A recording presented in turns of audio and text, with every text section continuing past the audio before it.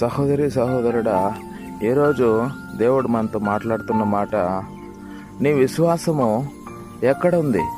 నువ్వు దేనిని విశ్వసిస్తున్నావు? నువ్వు దేవుణ్ణి విశ్వసిస్తున్నావు? ఒకసారి జ్ఞాపకం చేసుకో. నువ్వు ఏ సహవాసంలో ఉన్నావు, నువ్వు దేనిపై నమ్మకం పెట్టుకున్నావు, ఒకసారి జ్ఞాపకం చేసుకో.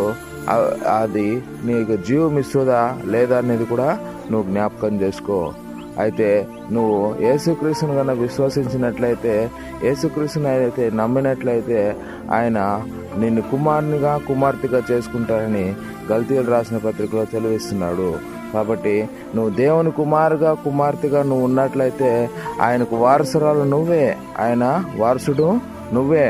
కాబట్టి ఆయన పరలోక రాజ్యంలో చేరుటకు అర్హత కలిగిన కుమారుడు నువ్వే. కాబట్టి నువ్వు దీవించబడతావు, నువ్వు ఆశీర్వదించబడతావు. ఈ లోకంలో కూడా